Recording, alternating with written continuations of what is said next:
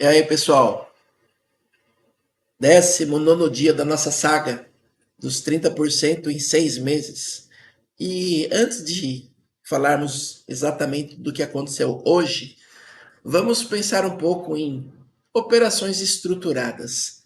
Realmente você sabe o que são operações estruturadas, como elas são feitas, para que elas servem, como se programa ou se projeta uma operação estruturada e com que objetivo? Então, operações estruturadas realmente têm muitos pontos a serem debatidos aí e observados antes de começar realmente a operá-las. E pode ser que vocês já escutaram esse nome, ou já viram as operações estruturadas, mas de uma outra forma ou com outro nome, como grid, operação de grid, operação de rede. Tudo isso são operações estruturadas. Na verdade, operações estruturadas é sempre que você, dentro de uma mesma operação, monta uma outra operação com o intuito de proteger ou de melhorar aquela primeira operação ou aquela operação principal. Então, sempre que você tem ao mesmo tempo mais do que uma operação, é uma operação estruturada. No meu caso, eu opero operações estruturadas em portfólios. Então, além de ter toda essa preocupação da operação estruturada em cada ativo, eu também tenho que se preocupar em como isso tudo vai se relacionar na hora que eu colocar em portfólios. Então, para mim, selecionar um portfólio, por exemplo, eu tenho que entender um pouquinho de cada um desses conceitos individuais e como isso vai se somar todos juntos. E gostaria de deixar aqui para vocês uma passagem assim, bem resumida, bem rápida, até porque para a gente conseguir conversar um pouco mais sobre operações estruturadas a fundo, acredito que era uma conversa para horas aí de conversa, e cada um desses pontos tem muitos caminhos a serem seguidos, né? Então, a gente tem que definir para que serve, se é uma operação de proteção, se é uma operação de alavancagem, ou se é uma operação agressiva, né? Que você está montando uma estrutura num portfólio de uma forma agressiva para buscar o objetivo. Você tem que pensar muito bem no quesito de planejamento do grid, se vai ter grid, se não vai ter grid, se vai fazer head, se não vai fazer head, porque você pode fazer uma operação estruturada sem fazer head. Você pode fazer uma operação estruturada que você vai fazer head, mas você não vai usar grid. Então, são N formas N jeitos e objetivos em que você pode usar operações estruturadas. Gestão de risco. Gestão de risco, ao meu ver, é o coração da operação estruturada. Se você fizer uma operação estruturada muito com um objetivo muito claro, com um planejamento muito bom, mas se você pecar, mesmo que por muito pouco na gestão de risco, você não vai ter êxito na sua operação estruturada.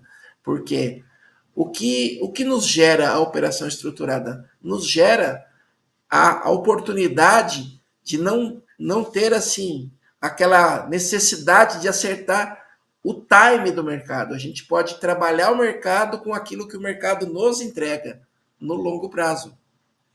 Então, a gestão de risco passa a ser o fator mais importante, o fator prioritário para o nosso êxito ou não das nossas operações estruturadas. Condições de mercado é o que eu estava falando. A gente tem que entender se aquele mercado você pode trabalhar daquela forma, se aquele mercado é um mercado feito para quê? Qual é a intenção de existir aquele mercado? Por exemplo, a gente sabe que fork são relações entre moedas. Então, ele funciona de uma forma muito diferente de, por exemplo, um S&P que a gente opera, que é um índice de ações, que é feito com uma estrutura e com um objetivo completamente diferente do mercado de Forex. Então, você precisa de conhecer muito bem as nuances de cada mercado que você vai estar inserindo essa estrutura para saber se naquele mercado você realmente tem uma probabilidade boa de trabalhar daquela forma ou não, que faz toda a diferença. Gestão e ajustes, eu acredito que todo mundo que me acompanha aqui tem visto que já nesse percorrer aí da nossa saga, já fiz um ajuste que era, eu não tinha nenhum sistema controlando o saldo total da conta. Tinha cada sistema controlando a sua operação individual. Então, tinha um sistema lá no S&P, um no Euro, um no Audi, e cada um só olhava a sua.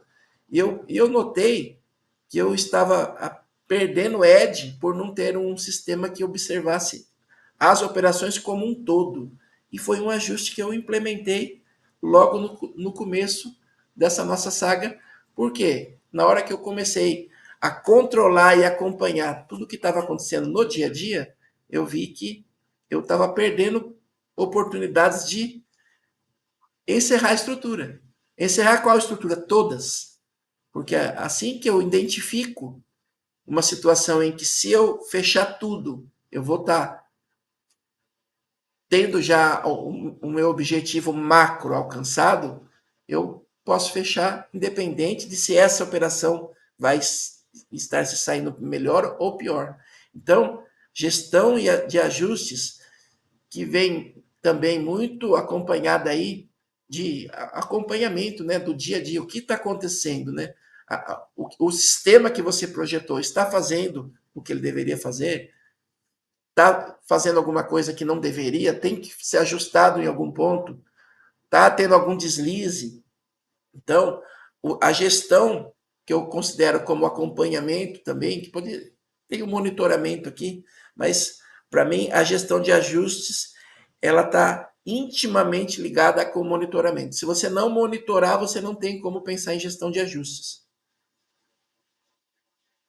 que acaba gerando aquela história, né? O que qual é o ponto prioritário, né? Qual é a gestão de risco é importante, mas o monitoramento também, o ajuste também, o controle de custo. Na verdade, é o pacote, né, gente? Você não tem como falar assim, meu carro tem os quatro pneus estão novos, cheios, bom, o tanque está cheio, mas não tem motor, o carro anda, não. Ah, tem motor, tá com o tanque cheio, mas não tem pneu, o carro anda, não. Então você precisa de ter o conjunto completo e equilibrado e ajustado para o carro andar. Aqui é a mesma coisa. Se você se focar e for muito bom em planejamento de grid e head, mas for muito ruim em gestão de risco, não vai dar certo. Se você não conhecer o mercado que você está se inserindo, não vai dar certo. Se você bobear no monitoramento, nos ajustes, não vai dar certo. Se você tiver tudo certo e não prestar atenção no seu controle de custos, vou falar um pouquinho sobre isso daqui hoje lá no fechamento do dia, porque custos existem. Não tem almoço grátis no mercado. Então, você vai operar, ou você vai pagar um spread maior, ou um swap maior, ou comissão. Então, e em alguns casos você vai pagar comissão, swap e spread. Então, o controle de custos e como controlar esses custos, principalmente operando de forma automatizada, é muito importante e faz total diferença. Cuidado com backtests, que geralmente nas plataformas não tem swap ou comissão. Tem muitas corretoras que têm e tem muitas corretoras que não têm os dados. E quando tem, confira se todos os ativos que você testou realmente tinha essas informações. Porque se elas não estiverem ali, elas podem fazer total diferença na sua operação. E um objetivo claro, né? Como você vai encerrar essa estrutura? Qual é o seu objetivo macro de tudo isso? Objetivo tanto para o bem quanto para o mal, né? Quer dizer, se bater quanto de ganho você fecha tudo, que é e começa tudo de novo. Se bater quanto de perca, você encerra tudo e começa tudo de novo. Qual que é o seu limite de ganho? Qual que é o seu limite de risco, de perca? Qual que é o seu drawdown máximo? Isso daqui está tudo aqui no encerramento da estrutura. Então, assim, de uma forma rápida, eu estou tentando passar aqui no dia a dia por todos esses pontos com vocês durante o ocorrido do dia a dia, para que isso aqui vá ficando cada vez mais claro, mas assim, sempre não perdendo o objetivo de que operações estruturadas, elas são operações assim, de uma complexidade já um pouquinho mais avançada do que simplesmente fazer uma compra, colocar um take e um stop. É muito mais simples fazer uma entrada simples. Eu vou entrar aqui, o meu alvo é aqui, o meu stop é esse. É muito mais simples de fazer. Só que é muito mais difícil de você ficar positivo a longo prazo. Numa operação estruturada, ela tem um mais de vantagem de tempo. Você tem um pouco mais de tempo, você vai entrar muito mais, dependendo aqui da sua definição, do seu planejamento, do grid, da exposição, você não vai tomar um risco 100% numa operação só, de cara, ou vou ganhar ou vou perder, não. Você vai se expondo gradativamente ao mercado e vai reagindo conforme o mercado vai trabalhando. Então você tem mais tempo para trabalhar aquela operação, para tentar levar ela ao seu objetivo. E é exatamente isso que eu procuro tirar proveito das operações estruturadas. Bom, já acredito que todo mundo entendeu um pouquinho melhor o que são operações estruturadas. Só para dar um overview aí. Grid é uma operação estruturada, é. Qualquer operação que você entra com mais do que uma entrada é uma operação estruturada. Então, se você faz uma reentrada naquela operação, mas eu só faço duas, não tem problema. É uma operação estruturada. A partir do momento que você faz a segunda entrada, você altera toda a equação de trade daquela operação e isso transforma aquela operação em uma operação estruturada. Pode ser uma estruturada simples, sem grid, sem head, sem nada. Pode ser uma estruturada complexa, com grid e com head, que é o que eu trabalho. Mas o, assim, o objetivo e os pontos principais que você não pode perder de vista são esses daqui. Se você falhar em qualquer um desses pontos, vai ser muito difícil, principalmente no longo prazo, você ter os seus objetivos alcançados aí com a utilização das operações estruturadas. Bora lá ver o que aconteceu no dia de hoje? Vamos ver. Não carregou aqui. Vamos dar uma atualizadinha na nossa base de dados. Olha lá, chegou o dia 29. 29/7. Mais um dia bom. Um dia que faturou acima da nossa média diária.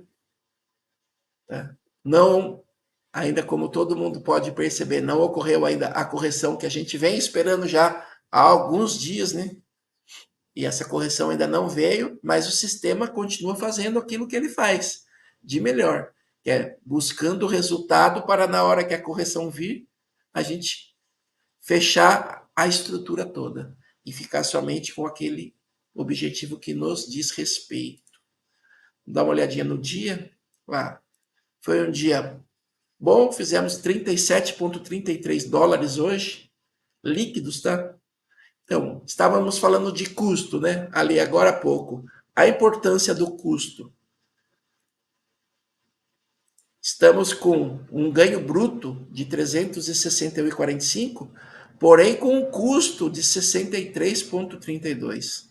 Então, é um custo relativamente alto. Não dá para você ignorar esse custo. Se você der uma deslizada nessa conta do custo, você vai ficar positivo no dia e o custo vai comer todo o seu lucro.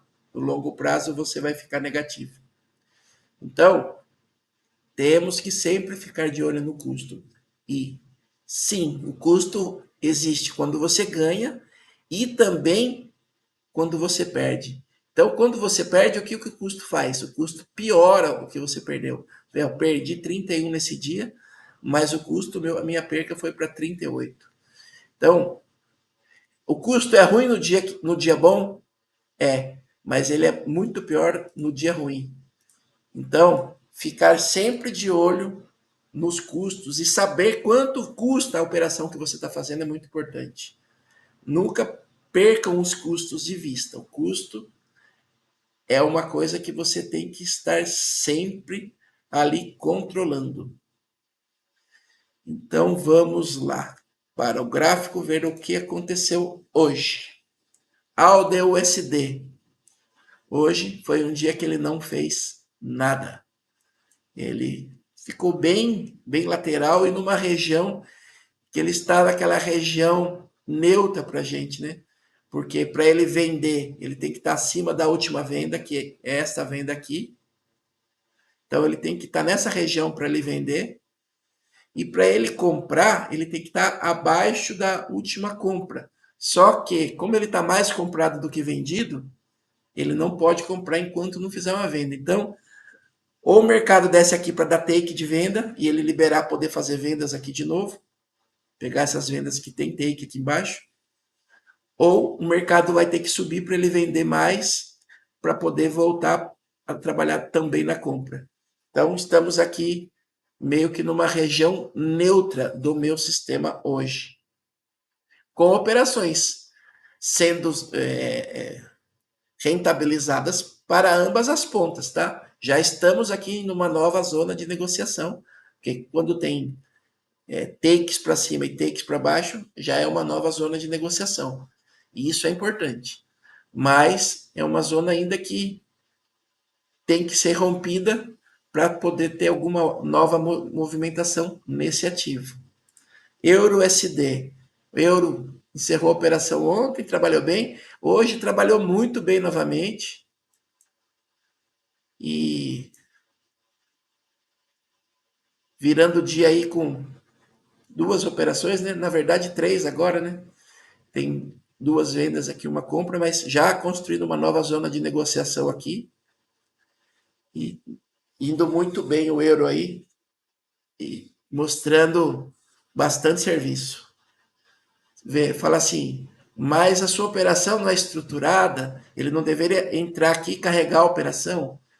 Não, pessoal, a operação é estruturada, porém, se ele entra aqui e vai direto e me dá o take, que é o take aqui financeiro dessa operação, ele vai fechar. E é um take curto, sim, é um take curto. É um take que me dá alta probabilidade de sair logo. Porque quando ele não sai logo, ele começa a estruturar. E quando ele começa a estruturar, eu não sei mais quando ele vai sair. Eu sei que ele vai sair, mas eu não sei mais quando. Eu não sei o que o mercado vai fazer. Então, eu busco alta probabilidade, eu busco a matemática ao meu favor.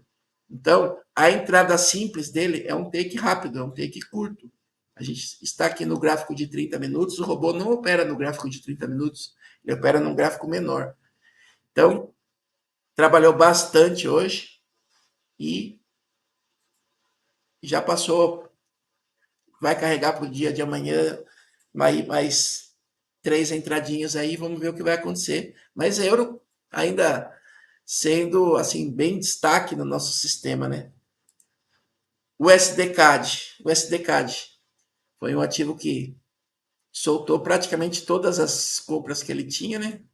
Acho que sobrou uma só, que é uma compra ainda bem lá de trás, você vê, ó, a compra do SDCAD é de que dia? É daqui, ó, do dia 17. E a gente está trabalhando, independente dele estar com essa compra desde o dia 17, ele vem produzindo praticamente todo dia. Ah, ele carregou um pouco de equity, carregou, está carregando ainda, né? Mas ele vem produzindo. Então, esse equity que ele está aberto aqui, ele não computa todas esses takes que ele já tomou aqui no meio do caminho, mas o meu sistema computa. Então, eu tenho esse equity aberto na operação no ativo agora, mas eu tenho que descontar todos esses takes que ele pegou aqui em todos esses outros dias. E é exatamente aí que mora a vantagem da estrutura. Eu estou com um pouco de risco, um risco aqui controlado, mas estou produzindo. A cada novo dia, a cada nova operação, eu estou produzindo. E é aí que eu consigo chegar no ponto em que eu obtenha a minha expectativa de lucro para encerrar essa estrutura geral aqui, que já está sendo carregada desde o dia 17. Hein? Eu acho que essa deve ser a maior estrutura que eu tenho até agora. O SDCHF também é um ativo que está com uma estrutura aí de um bom tempo aí, rodando.